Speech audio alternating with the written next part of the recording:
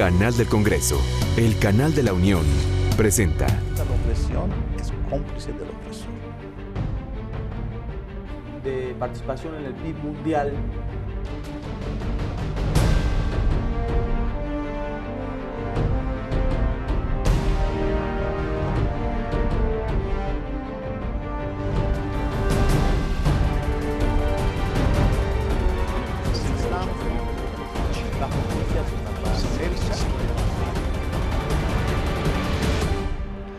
Concluyen los trabajos del 25 periodo de sesiones del Consejo de Derechos Humanos de la ONU.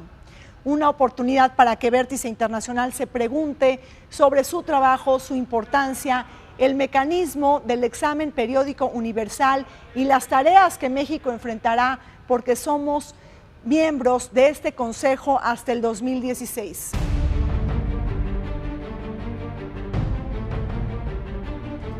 La Comisión de Derechos Humanos de la ONU fue una dependencia del Consejo Económico y Social fundada el 12 de agosto de 1947 para asistir en funciones a la Oficina del Alto Comisionado de las Naciones Unidas para los Derechos Humanos. El 15 de marzo de 2006 fue sustituida por el Consejo de Derechos Humanos con el objetivo de considerar las situaciones de violaciones en la materia y hacer recomendaciones al respecto. Un año después de celebrar su primera reunión, el 18 de junio de 2007, el Consejo adoptó su paquete de construcción institucional que proporciona elementos que guían su trabajo futuro, entre los que destaca el nuevo mecanismo de examen periódico universal, a través del cual se examina la situación de los derechos humanos en los 193 Estados miembros de las Naciones Unidas. El Consejo de Derechos Humanos de la ONU, que se reúne periódicamente durante todo el año, está formado por 47 estados elegidos por mayoría absoluta en la Asamblea General, cuyos asientos se distribuyen entre los grupos regionales de las Naciones Unidas de la siguiente manera: 13 por África, 13 por Asia, 8 por América Latina y el Caribe, 7 por Europa Occidental y otros grupos, y 6 por Europa Oriental. Duran en sus funciones 3 años, pudiendo ser reelectos hasta por 2 periodos consecutivos e incluso suspendidos una vez electos si cometen abusos sistemáticos a los derechos humanos. La comunidad internacional ha hecho un enorme esfuerzo por hacer avanzar la agenda de los derechos humanos en todo el mundo y poner en práctica el principio de universalidad. Trátese del país que se trate, todos los estados deben de promover y de proteger los derechos humanos muy independientemente de los determinantes geográficos, las naturalezas de los sistemas políticos, las diferencias étnicas y religiosas o bien las distancias culturales. En el 2006, la Asamblea General de Naciones Unidas reemplazó a la Comisión de Derechos Humanos por el Consejo de Derechos Humanos, este nuevo organismo intergubernamental que ha establecido todo un sistema de vigilancia para evitar la violación sistemática a los derechos humanos. A nivel de Naciones Unidas hay una mezcla de mecanismos en el cual se verifica el cumplimiento de los estados. Hay mecanismos jurisdiccionales como las Cortes, la Europea y la Interamericana, que emiten sentencias internacionales, y hay también mecanismos políticos donde son los estados los que de alguna manera están entre ellos mismos controlándose y verificando el cumplimiento. En este 2014, 14 países se convirtieron en nuevos miembros del Consejo de Derechos Humanos de Naciones Unidas. Una elección que levantó controversia al incluir a naciones como China, Rusia, Arabia Saudita, México y Cuba. El mal historial despertaba la desconfianza y el enojo de las organizaciones no gubernamentales que se jactaban de una ecuación acusada de violar derechos humanos y al mismo tiempo encargada de vigilarlos y promoverlos. México y Cuba reemplazaron a Ecuador y Guatemala, otra fórmula también cuestionada en materia de derechos humanos. No olvidemos que aunque la justicia guatemalteca condenó a 80 años de prisión al general José Efraín Ríos Montt por delito de genocidio, la Corte anuló la sentencia, quedando sin efecto el ajuste de cuentas sobre la férrea dictadura acusada de la muerte de casi 2,000 indígenas y la desaparición de 250,000 personas. Mira, siempre es, y eso es uno de los grandes temas que van a seguir siendo cuestionados en el Consejo, que fueron cuestionados también en la Comisión, y es que lamentablemente no hay estado que no tenga un récord negativo en temas de derechos humanos. Entonces, en sí los derechos humanos tienen un punto contradictorio, que es que los estados son el principal violador y al mismo tiempo son el principal garante. Ahora, sí hay estados que tienen récords mucho peores que otros. Cuba no tiene las cartas credenciales para ser miembro del Consejo de Derechos Humanos y los 148 votos que consigue a su favor no son un aliciente. Cuba podrá ser ejemplo cuando durante más de medio siglo sigue gobernada bajo el único partido político que existe. ¿Por qué darle este reconocimiento a La Habana al tiempo que practica la represión contra disidentes, políticos y los presos de conciencia? ¿Acaso ya se nos olvidaron las detenciones arbitrarias cometidas durante la contracumbre de la CELAC que tuvo lugar en La Habana en enero del 2014? Pero es importante que Cuba esté ahí, o sea, porque Cuba se sienta, ¿no?, en ese sentido que puede hacer también un control, que también se puede pronunciar y también es persuasivo, o sea, por parte de la comunidad internacional, reconocer a estos estados como miembros del Consejo. Es mejor que esos estados estén adentro que estén fuera. Y si están adentro, pero además forman parte del mecanismo de control, eso de alguna manera puede provocar que mejoren su actuación en cuanto a la protección de los derechos humanos. Yo quisiera pensar que es así, ¿no? Y no que bajemos el estándar, porque los que están ahí no son exactamente el mejor ejemplo de protección de los derechos humanos. Independientemente de ese tema político, todos los estados tienen esta obligación de promover, respetar, garantizar, ya sea Cuba, ya sea México, ya sea Rusia. El caso de Cuba es un caso altamente politizado por todos los contextos, ¿no? Entonces, independientemente de esos contextos políticos, nosotros tenemos que ver cuáles son los récords de derechos humanos. Rusia también participará como miembro del Consejo de Derechos Humanos de la ONU hasta el 2016. Una decisión llena de dudas y cuestionamientos que se empoderan al ver la forma en la que Moscú se apropió de Crimea con la crisis política en Ucrania y bajo el temor de que la OTAN se acerque aún más a su territorio. Esta crisis, que evidencia la rivalidad por los espacios postsoviéticos entre la Unión Europea y Rusia, ha puesto en jaque a los derechos humanos de los tártaros, una minoría étnica más proclive a Bruselas que al Kremlin y que ha sido hostigada y reprimida durante muchos siglos. En las últimas semanas se han desatado varias denuncias de violaciones a los derechos humanos, desapariciones y hasta la muerte del activista Reshat Ametov, secuestrado por los paramilitares rusos. Con Rusia en todo lo que ha venido haciendo, las leyes que ha promovido en contra del tema de la homosexualidad, de preferencias sexuales diversas, pues ahorita mismo la coyuntura que está viendo en este sentido. Ahora pensemos también nuevamente que este es un mecanismo político y los estados en ese sentido quieren estar ahí porque también pueden controlar de alguna manera lo que se diga respecto de ellos. Aunque los mecanismos generados en el Consejo, como es el examen periódico, bueno, permite que no todos los temas de todos los estados se discutan en el mismo momento, sino es sobre el que tiene que presentar el examen. Y eso también demuestra que este es un mecanismo político. Arabia Saudita y China han recibido una cascada de críticas por formar parte del Consejo de Derechos Humanos de la ONU. Empecemos por Arabia Saudita, un país que tiene una pésima reputación en la materia, con políticas represivas para silenciar la libertad de expresión, con prácticas discriminatorias en contra de mujeres y de niñas, y además las manifestaciones pacíficas que están prohibidas. Del mismo modo, China está bajo la mirada internacional, sobre todo por el caso de Liu Xiaobao, Premio Nobel de Paz, que es muy representativo por la falta de libertad de expresión en el país, además de una serie de atropellos en contra de las identidades étnicas que han sido castigadas en las regiones autónomas del Tíbet o de Mongolia. Y además también Amnistía Internacional nos comenta sobre los casos de censura en las redes sociales. Destaca el hecho que palabras como democracia o derechos humanos están prohibidos en los mensajes de texto. Recordemos que en el caso de China y Arabia Saudita no tenemos un mecanismo regional de protección de los derechos humanos, como sí existe en América, en África o en Europa, inclusive un mecanismo de cortes en el cual hay un control a través de una sentencia de las actuaciones. Entonces, estos estados, pues realmente su vinculación con el tema de los derechos humanos es con Naciones Unidas.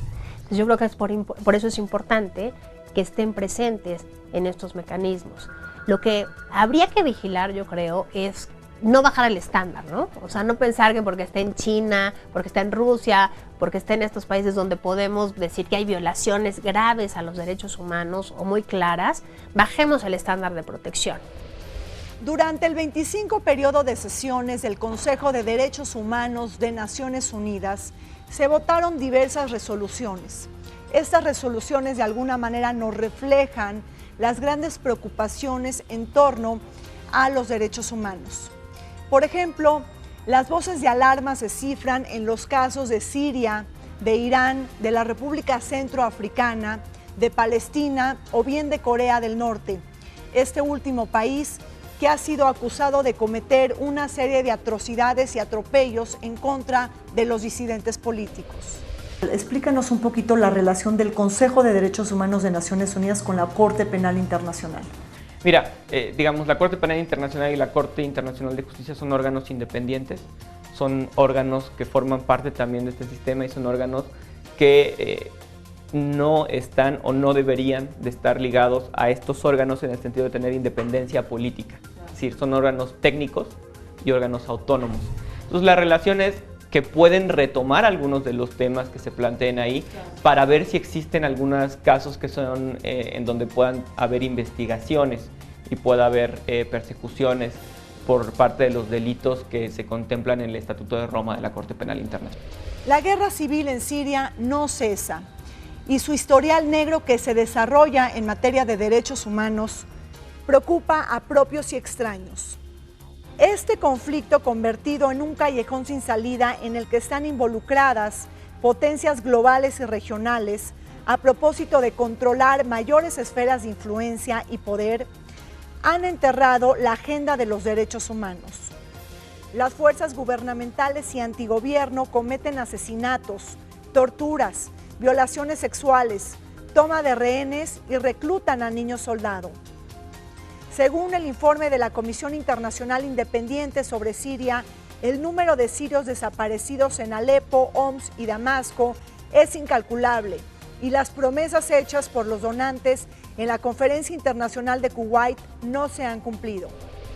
De alguna manera hizo que la comunidad pusiera realmente una atención en Siria fue el uso de las armas químicas, ¿no? O sea, el uso de las armas químicas que se dio en Siria, yo creo que ha sido el uso más grave de este tipo de armas que se ha dado en la historia de la humanidad, y eso por lo menos obligó al Estado a ponerse en la mesa de discusión y en la mesa de la negociación de vamos a ser parte del tratado de prohibición de este tipo de armas, etcétera. Pero si lo vemos en el caso de Siria, la comunidad internacional tiene que reconocer que el gobierno efectivo que está ahí, o el gobierno, es con el que tiene que negociar.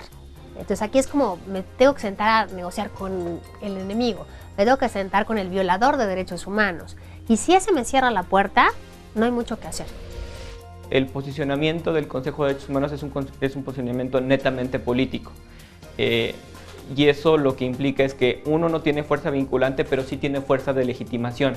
Y sí pone en la esfera pública y en la esfera de discusión un tema importante que no ha sido abordado por otros órganos. Entonces es su gran valor, ¿no? Ese es el gran valor. Ponerlo por delante, ¿no? Ponerlo por delante. Pública. Para Navi Pillay, la alta comisionada de los Derechos Humanos de Naciones Unidas, quien está cerca de concluir su mandato, por cierto, otro foco de alarma es el relacionado con la grave situación de los derechos humanos que prevalece en la República Centroafricana. La muerte de musulmanes en manos de milicias cristianas, la ausencia del Estado y la cadena de desarreglos en materia de justicia han abierto la puerta a la limpieza étnica. El mundo está reaccionando tarde ante esta crisis política y parece olvidar las grandes lecciones drenadas de los casos de Bosnia y Herzegovina, Ruanda, Kosovo y otras tragedias más. Cabe mencionar que el mexicano Jorge G. Castañeda forma parte del grupo de expertos de la ONU que investigarán las graves violaciones a los derechos humanos. En realidad estos temas, Yugoslavia, Ruanda, en cuanto a violaciones masivas, han acabado siendo discutidos fuera de estos mecanismos, ¿no? O sea, en el Consejo de Seguridad o esto, y para determinar si una situación tan grave de violación de derechos humanos constituye o no una situación que pone en peligro la paz y la seguridad internacionales, lo cual tendría que ver con lo que mencionaste anteriormente. Se justifica una intervención por razones humanitarias, o sea, en el sentido de una intervención armada para proteger a las personas. Todo lo que sería la diplomacia preventiva, o sea, porque cuando en realidad estas cosas ya se discuten al Consejo, realmente la crisis humanitaria ya es mayor. Sí hicimos un llamado muy importante que esta intervención primero no fuera una intervención que tuviera más consecuencias negativas que positivas, que se valorara de manera muy adecuada, que hubiera observación civil en toda esta intervención y que, digamos, se usara en todo caso la fuerza de manera de último recurso, de manera muy excepcional y de manera muy controlada. Pero sí sabemos que hay una crisis muy fuerte y por eso que nosotros alzamos la voz, porque estábamos viendo que la comunidad internacional estaba dejando de lado la República Centroafricana. La esclavitud moderna es un flagelo que se practica para satisfacer la demanda de los mercados globales a contrapelo del respeto de los derechos humanos.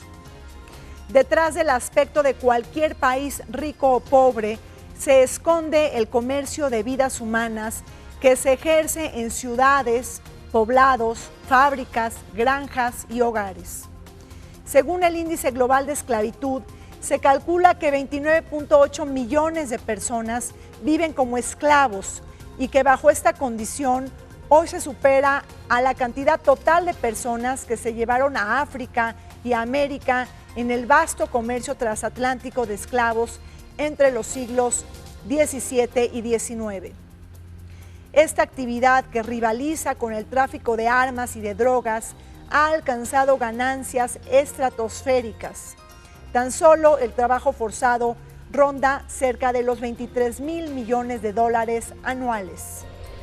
La obligación de cooperación de los estados sobre estos temas, ¿no? O sea, ¿qué pasa? O sea, intercambio de información, investigación sobre la cuestión de la trata de personas. Y también yo creo que hubo un paso importante de reconocer un problema que tenemos global, ¿no? O sea, ya no hay esclavitud, bueno, o sea, parecería que se abolió la esclavitud, pero pues siempre la inventiva humana para esas cosas es enorme, ¿no? Entonces, bueno, estas nuevas formas de esclavitud.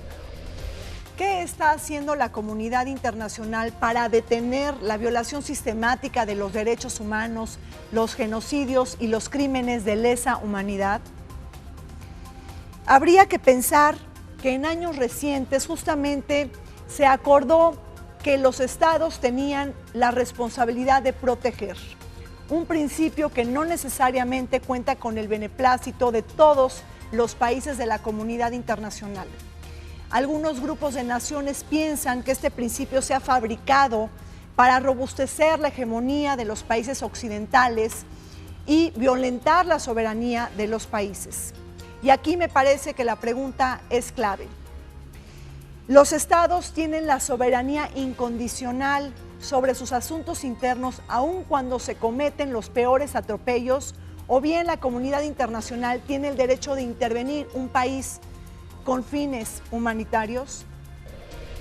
Que los estados han asumido de manera voluntaria, al ser parte de tratados de derechos humanos, obligaciones concretas de protección de derechos humanos. Ahora, el sistema internacional actúa de manera complementaria de esas obligaciones. O sea, lo primero que tendrá que hacer el Estado es proteger, sancionar, investigar la materia. Si no lo hace, entonces entra el sistema internacional.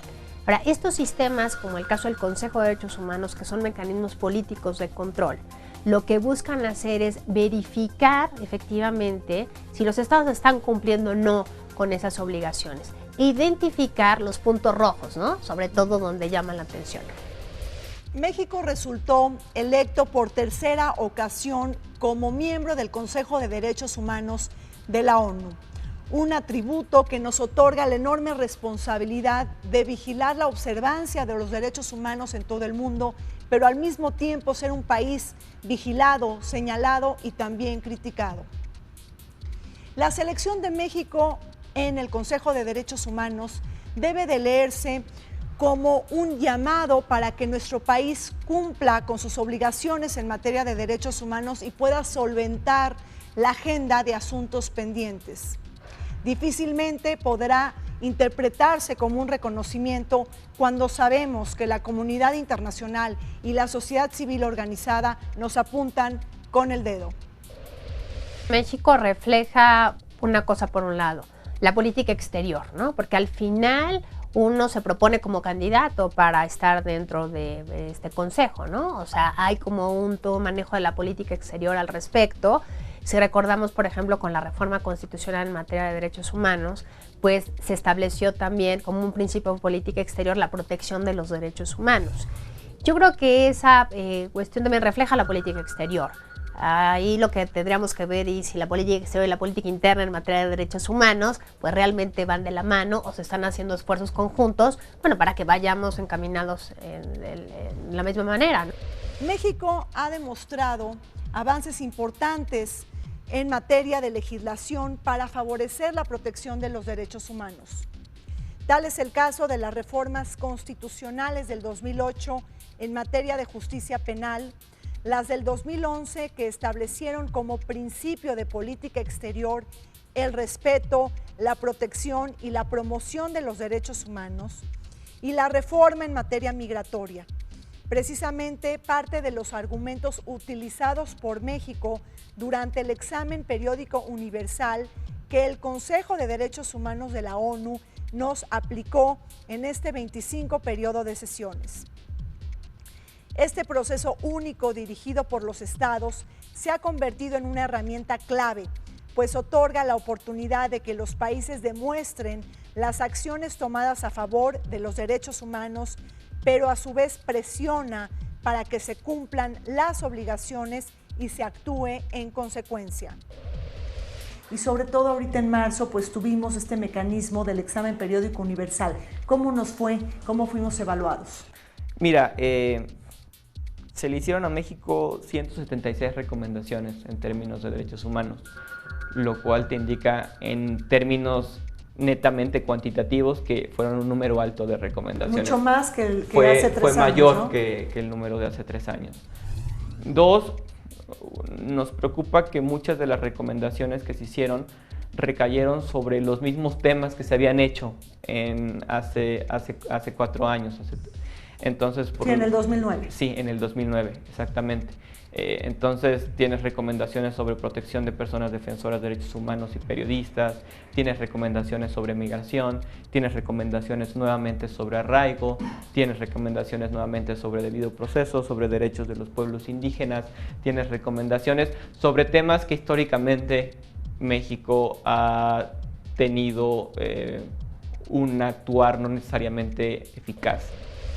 Yo creo que también es importante y es bueno cuestionar el papel del Consejo, o sea, en realidad controla, o sea, cuál es el efecto del examen periódico, o sea, cuál es el efecto real de que los estados entre pares estén controlando su actuación de derechos humanos. Estamos elevando el estándar de protección, eso de alguna manera lleva a que estos exámenes los estados cumplan o no con las recomendaciones, porque ¿qué pasa si no las cumplen, no?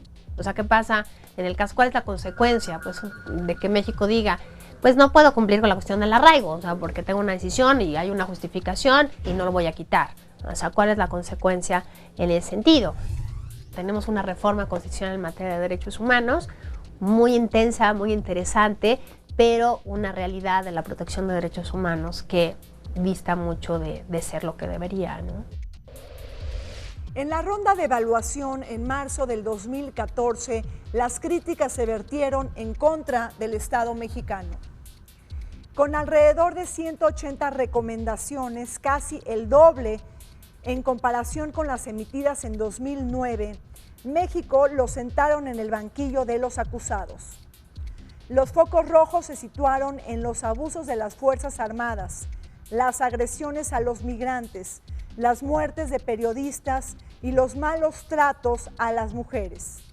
Todo ello en un contexto de inseguridad por la guerra en contra del narcotráfico, en la que se cifran alrededor de 100,000 muertos y 20,000 desaparecidos, estimaciones que todavía están sujetas a controversia. En México específicamente nos preocupa muchísimo el tema de desapariciones. El tema de discriminación por género también es un hecho bien importante aquí en México, ¿no? Y un poco invisibilizado también. Nos preocupa sobre todo que varias de las recomendaciones, o México rechazó 10 recomendaciones, pero de entre ellas a nosotros nos parecen 2 recomendaciones muy importantes. La recomendación que tiene que ver sobre la eliminación de la figura del arraigo y 2 sobre no aceptar la competencia del Comité de Desapariciones Forzadas. Entonces, ¿por qué? Porque son 2 temas centrales, son 2 temas que están afectando a México. Me parece que aun cuando este gobierno ha presentado algunos intentos, tenemos temas pendientes. O sea, por ejemplo, se supone que ya iba a estar claramente un programa nacional de derechos humanos que se iba a basar fundamentalmente en lo que era el examen periódico universal, que es el mecanismo político del Consejo. Yo pienso que debería tomar en cuenta otras cuestiones como las resoluciones de los comités de Naciones Unidas, la cuestión del sistema interamericano, pero bueno, independientemente estamos como todavía en esa cuestión. Aunque se han desvelado verdades incómodas para el Estado mexicano en materia de derechos humanos, es importante comentar sobre el criterio de la Suprema Corte de Justicia para limitar el fuero militar, de manera que los elementos de las Fuerzas Armadas que cometan violaciones a los derechos humanos sean juzgados por el fuero civil, y sobre la entrada en vigor de la Ley para la Protección de Personas Defensoras de Derechos Humanos y Periodistas, en los que se dispone de una serie de medidas para asegurar su vida, integridad y libertad. Pese a estos avances, las omisiones y la falta de voluntad política siguen ensombreciendo a las instituciones de procuración de justicia y a las encargadas de propiciar un ambiente eficaz en materia de derechos humanos. Es por un cambio de política, inclusive de cómo vemos la seguridad pública o la seguridad de la nación en relación con los derechos humanos, ¿no? O sea, como que no hemos logrado coincidir que estas políticas deberían de estar permeadas por el tema de los derechos humanos, ¿no? O sea, al final lo vemos en los discursos, en los cambios de la legislación, pero no vemos claramente una política pública clara en cuanto a la defensa de los derechos humanos. Trabajar a favor de los derechos humanos requiere de una multiplicidad de acciones y de la necesaria voluntad política para hacer avanzar la agenda. Sin embargo, también habría que solidificar el diálogo que se establece con la sociedad civil y echar mano de las redes sociales justamente en la era de las comunicaciones. Los medios digitales se han convertido en herramientas extraordinarias para fomentar la transparencia y la rendición de cuentas y para generar una conciencia importante alrededor de lo que está sucediendo. Pues no hay que olvidar que bajo el nombre de la soberanía nacional o de la seguridad nacional se han cometido las peores fechorías.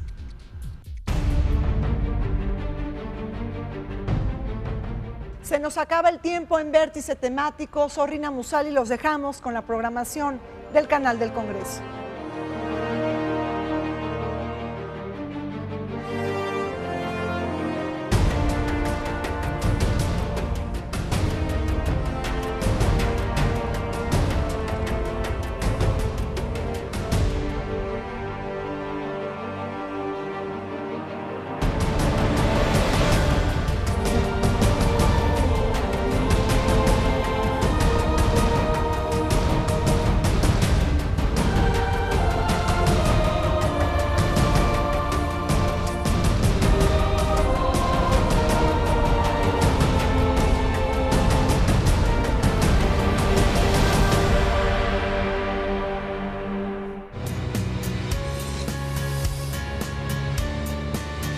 Canal del Congreso, el canal de la Unión, presentó.